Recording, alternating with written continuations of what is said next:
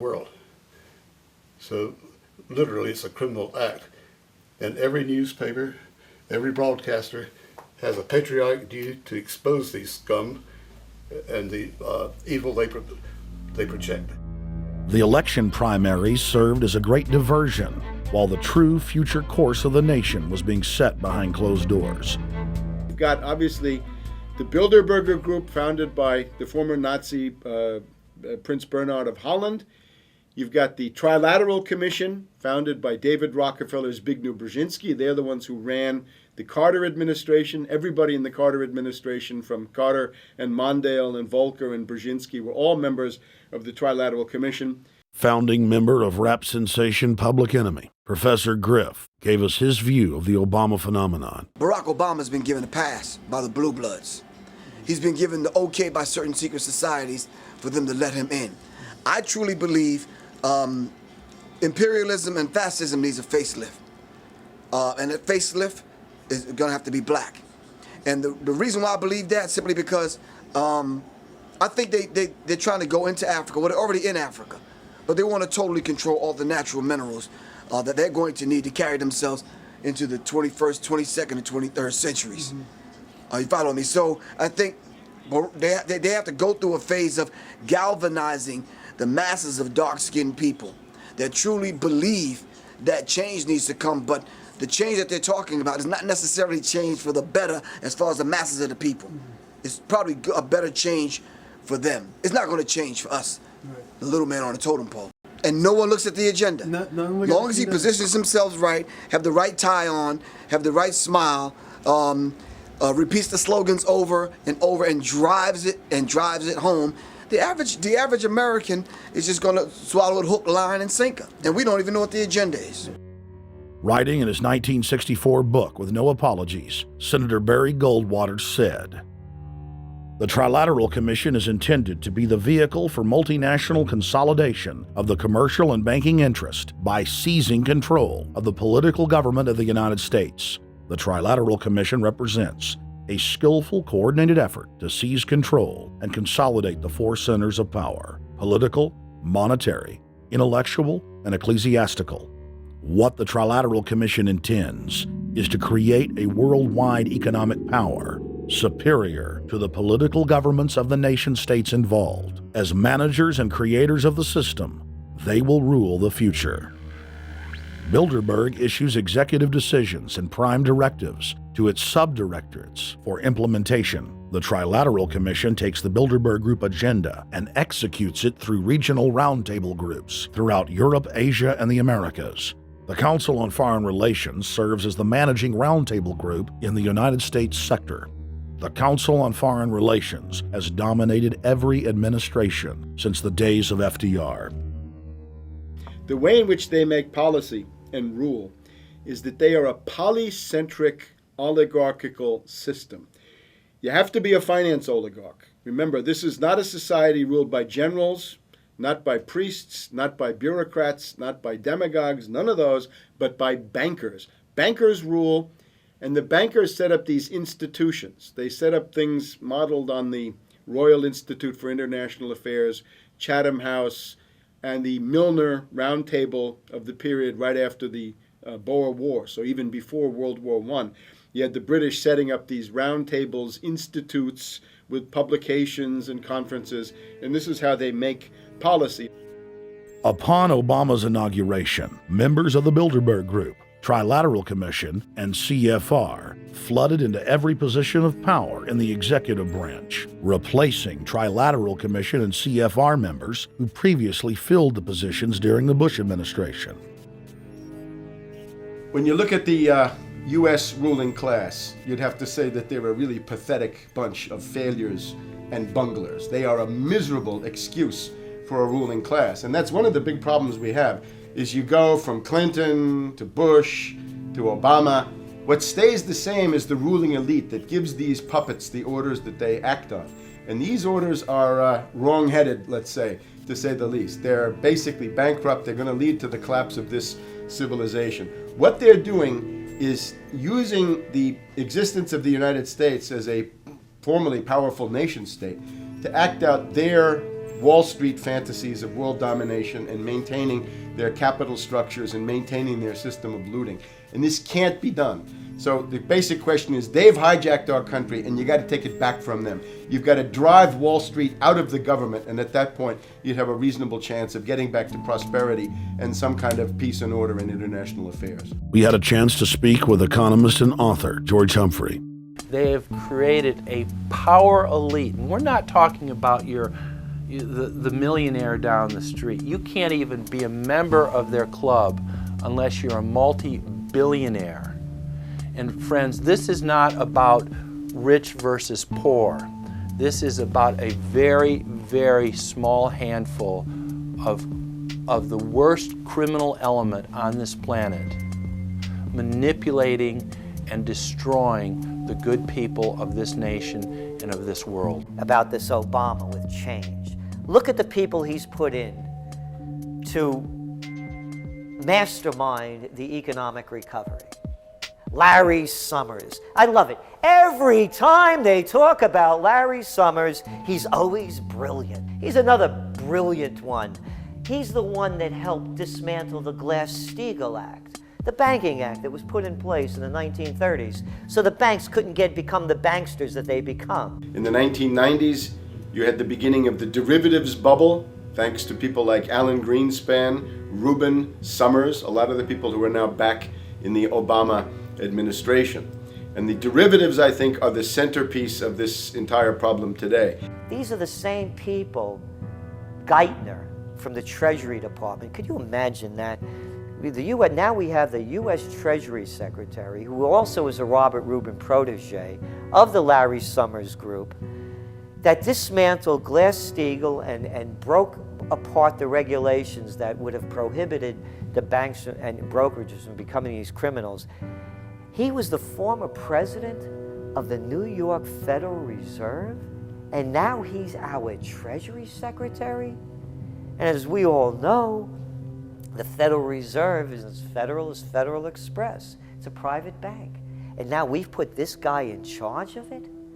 I mean, Wall Street has hijacked Washington in broad daylight. Every single one of his appointments support the status quo. Every one of his appointments are there to screw the American people. Every single one of his appointments are people who are working to bring down the Republic and the Constitution of this country. Secretary of the Treasury, Timothy Geithner, Bilderberg Group and Trilateral Commission member.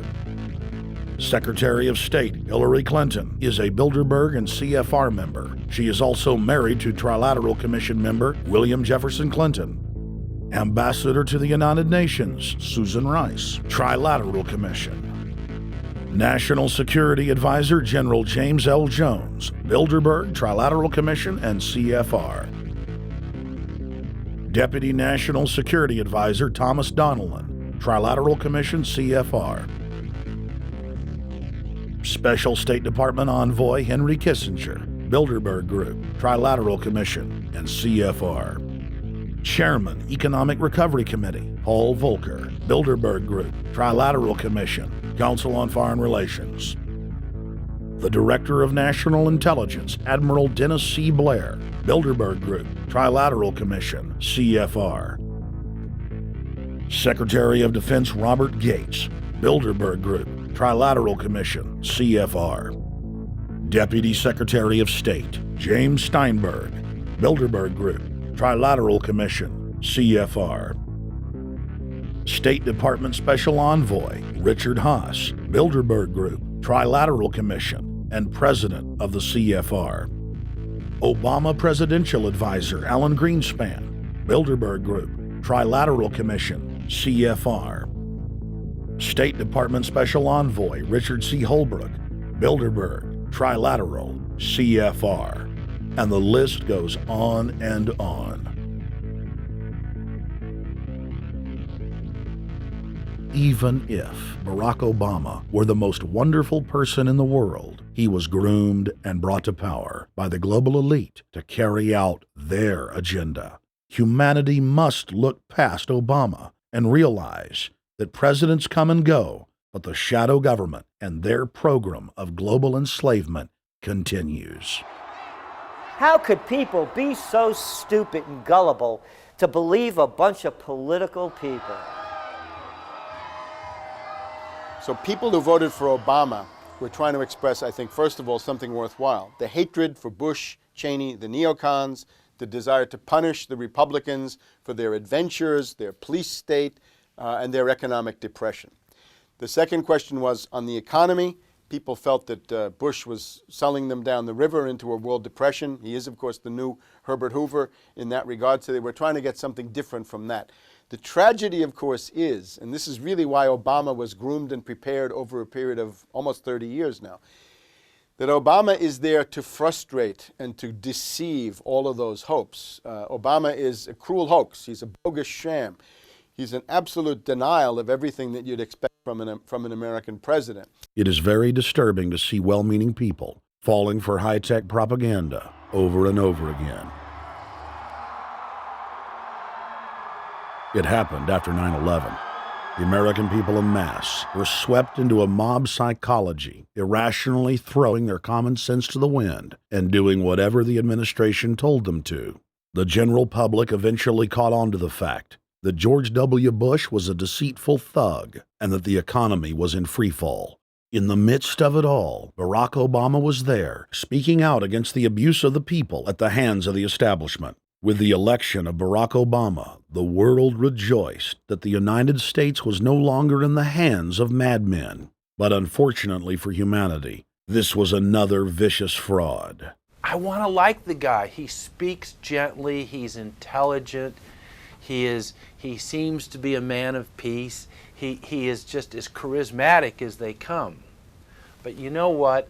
Is that a tree is really, really measured by the quality of its fruit.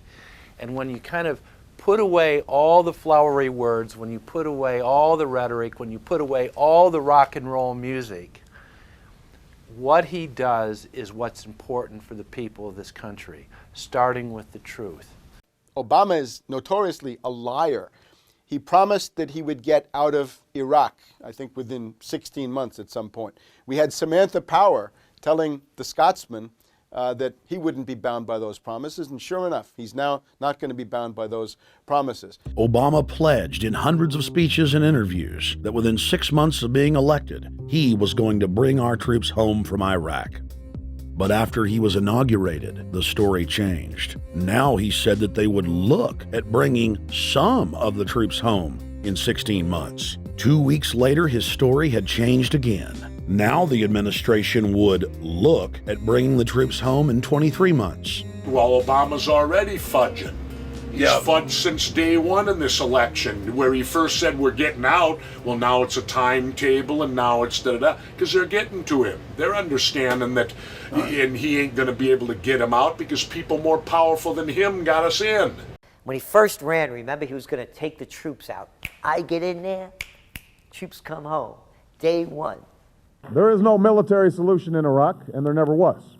I will begin to remove our troops from Iraq immediately. And then that went to 16 months. And now he's going to add, they're saying, another 30,000 or more troops to Afghanistan. Next, he sent 30,000 more Marines to Afghanistan, doubling the total number of forces in the crosshairs. Barack then announced that he was going to move missile systems into Eastern Europe to encircle Russia. But after all, what should we expect after he kept Bush's Secretary of Defense Robert Gates? The outcome of this policy is if you're constantly meddling near the Russian borders with these fascist creeps, IMF, NATO agents like Yushchenko of Ukraine or Saakashvili or Georgia, or these Kaczynski twins in Poland, or various collections of people in Latvia, Lithuania, Estonia, you're tied to these gangsters, and if they decide to start a war, that rapidly escalates into thermonuclear World War III. This is worse than the neocons. Bush and Cheney never got as far as Brzezinski, Soros, and the other people running Obama. Barack Obama swore that he would vote to repeal the Patriot Act, but then he voted for its reauthorization. Obama decried the Bush administration's illegal warrantless wiretapping of the American people. Then he voted to legalize it. Obama pledged that he would filibuster any attempt to give retroactive immunity to the telephone companies, the telecom companies, except he then turned around and voted for that bill. Most people don't know, for example, that he voted to reinstate the Patriot Act and more government wiretapping. Candidate Obama told desperate factory workers in speech after speech that he was going to renegotiate NAFTA and GATT to make it more fair for American workers. It is absolutely true that NAFTA was a mistake. But then his campaign was caught sending out memos to top corporate leaders, telling them not to worry and that it was just campaign rhetoric. We had Obama saying, I'm against free trade. I don't like NAFTA and all those free trade sellouts. We had Austin Goolsbee going to the Canadian diplomats and saying, don't mind him. He's just popping off. That's just election era rhetoric. Doesn't mean anything. Presidential candidate Barack Obama was publicly criticizing the North American Free Trade Agreement in a bid for votes, but privately telling Canadian officials not to worry about it. He said that he was going to bring us peace in the Middle East. He said that he was going to bring us transparency and a balanced economy. He said that he was going to not have lobbyists. He said he was going to clean up government. He said he was going to work for the environment. And point by point by point, within the first month of his inauguration, he has lied and deceived and cheated the American people. The people of the United States and the world were filled with hope that Obama was the real deal when in his first week in office he signed an executive order supposedly closing Guantanamo Bay and other secret prisons.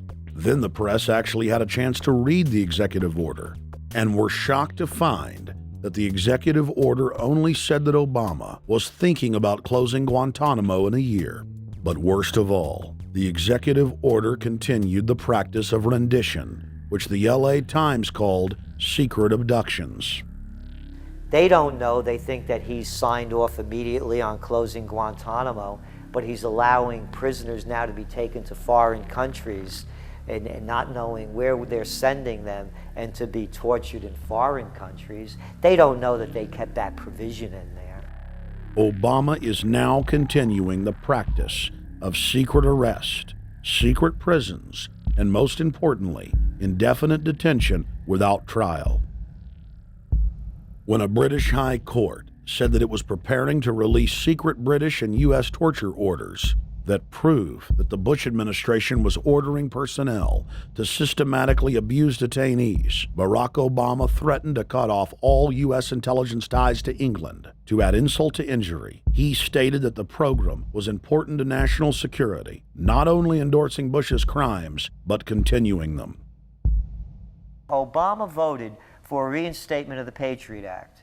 And by his early deeds already, again, as we saw with the issues of retention, he's willing to send people that have been charged with nothing to be tortured to so-called get the truth out of them.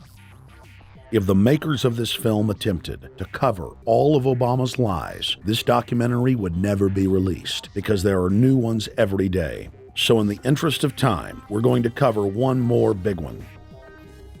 Barack and his handlers made the cornerstone of his campaign, keeping lobbyists and donors out of his administration. Within hours of being elected, Obama did a 180 and filled the White House and federal government with lobbyists and donors at all levels. Obama picked William Lynn, the top lobbyist for Raytheon, to fill the number 2 position at the Department of Defense.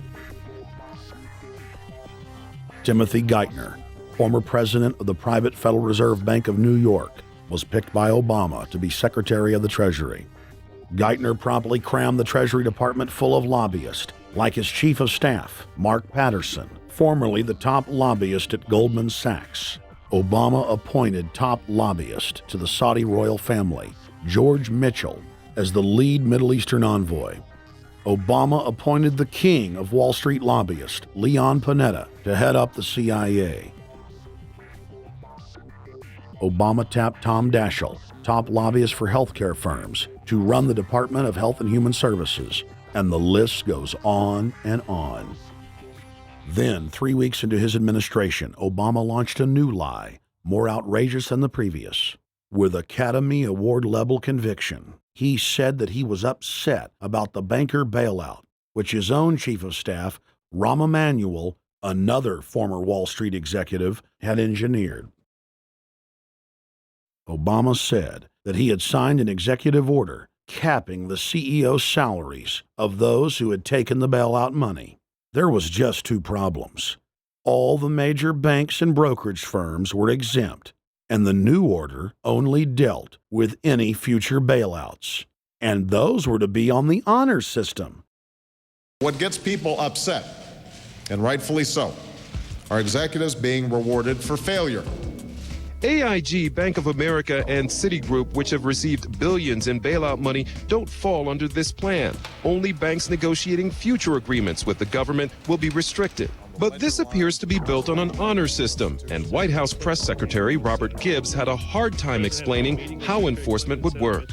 Well, let me get, I will get clarification from Treasury on that. Generally speaking, this is already the biggest liar and the biggest disappointment that we've seen in recent history. And again, qualitatively beyond the rather low standards set by Bush the Elder and Clinton in terms of delivering on promises.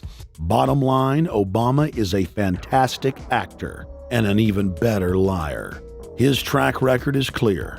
He has done the opposite of everything he told the people he would do. They'll make up one lie after another. And if you believe these people, knock yourself out. I don't believe a word they say.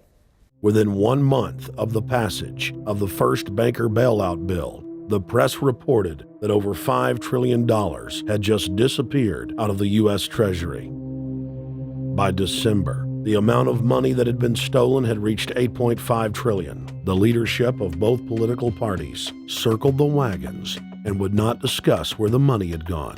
In the Fed! In the Fed! In the Fed! In the Fed! Informed Americans protested the private Federal Reserve System at all 38 of their regional governorship offices. Arrest Bernanke and Paulson! Arrest all the criminals that stole the banker bailout money! It was refreshing to see people standing up against the real power structure, not being distracted by the elite's frontmen like George W. Bush and Barack Obama.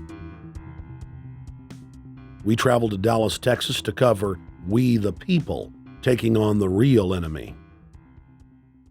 Hey, I want to talk to the workers up there on the parapet. The ones smoking cigarettes that just jumped back. You're with the American people, we know that. But understand, ask the workers inside. You're not in a federal government building.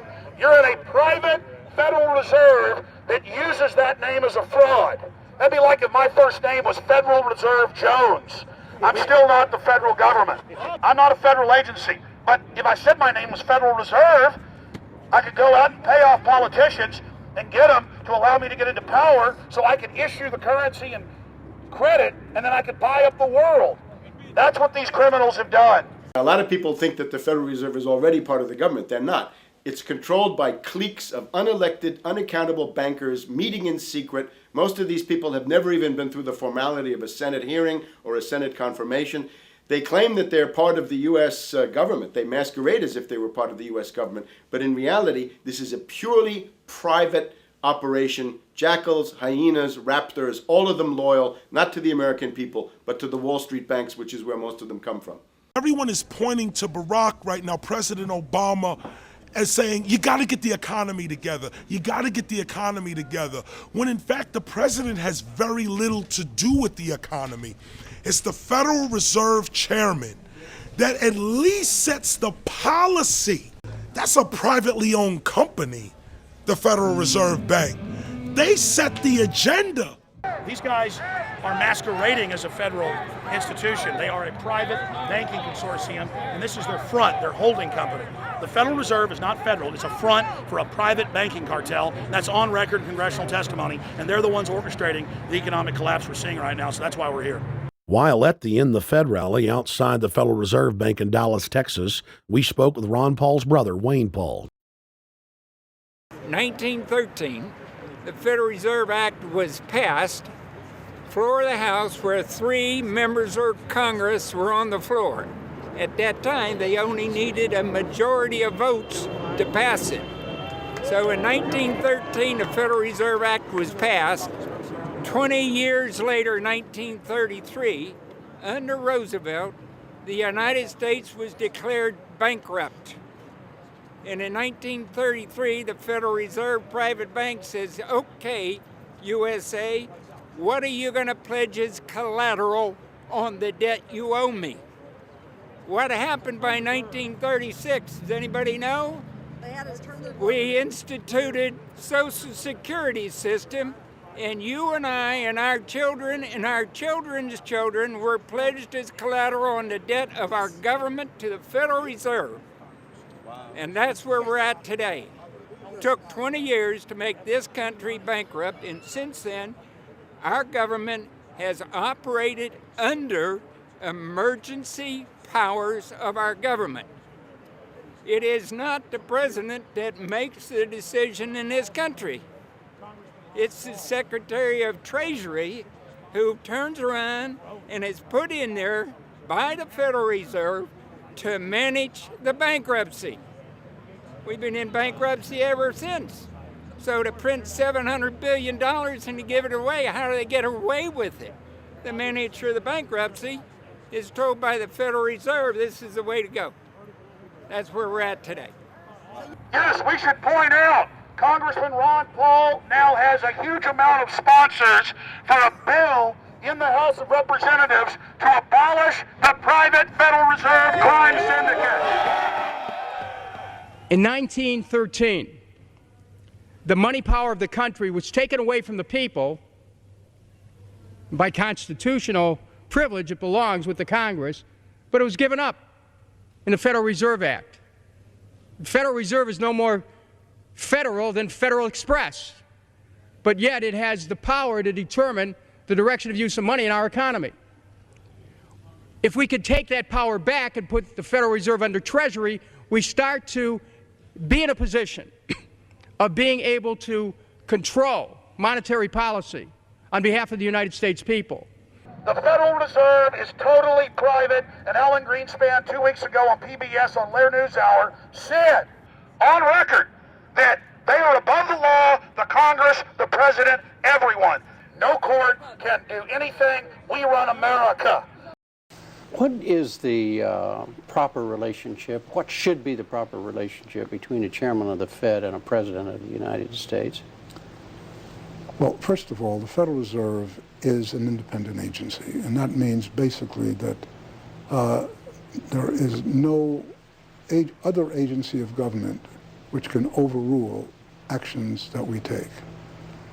So long as that is in place and there is no evidence that the administration or the Congress or anybody else is requesting that we do things other than what we think is the appropriate thing, then what the relationships are don't frankly matter. Notice what Greenspan is saying. Greenspan is saying the Federal Reserve is beyond the law. And in reality, they are in practice beyond the law. Nobody, as far as I know, has ever audited the Federal Reserve. One of the first things we ought to do when we nationalize the Fed is go in there and find out the audit. Who stole money? Who engaged in corruption? There's a whole series of people going back to Volcker, to Greenspan, to Bernanke, and so forth. Think of the arrogance of private group of banks that have bankrupted the nation by design so they can repo the country. A private group of banks that loaned us our own money back are telling us they're above the law. You are not above the law, criminals. No one is above the law. No one is above the law, and the private Federal Reserve sure as hell isn't either.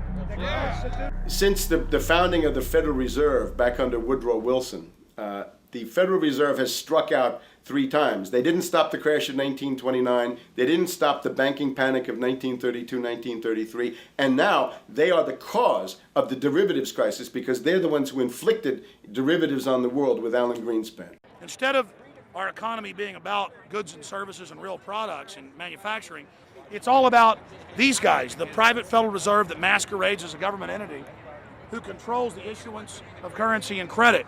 They're the ones that have cut off the liquidity in the market. They told us have a debt-based economy. Then they cut it off once they get us under their thumb and implode the economy so they can consolidate it. And that's what they're doing right now. I mean, it's in their own documents, it's in their own statements. They claim, give us unlimited power, give us trillions of dollars with the Baker bailout bill that's already $5 trillion, not $850 billion as they say.